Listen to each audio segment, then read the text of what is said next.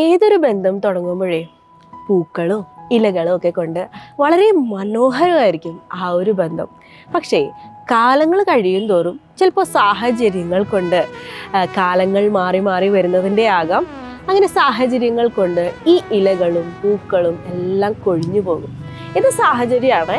ഇനി അല്ലാതെ പരിപാലിക്കാൻ മറന്നതുകൊണ്ട് മാത്രം ഈ ഇലകളും ഈ പൂക്കളൊക്കെ കൊഴിഞ്ഞു പോകും. ഇങ്ങനെ നമ്മുടെ ബന്ധത്തിലും ഉണ്ട് കേട്ടോ.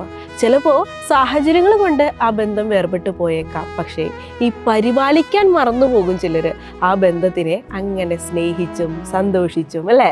അങ്ങനെ പരിപാലിക്കാൻ മറന്നു പോകുമ്പോഴാണ് ഈ ബന്ധങ്ങൾ കൂടുതൽ അങ്ങ് വഷളായി പോകുന്നത് കേട്ടോ. അപ്പോൾ ഇങ്ങനെയുള്ള ദാമ്പത്യ ബന്ധത്തിലും അല്ലാതെ പ്രണയത്തിലും ഒക്കെ ഉള്ളവർ നിങ്ങളുടെ ആ ഒരു ബന്ധം എപ്പോഴും അങ്ങനെ പരിപാലിച്ച് വളരെ സൂക്ഷ്മതയോട് കൂടിയിട്ട് കൊണ്ടുപോകാനായിട്ട് നോക്കണേ.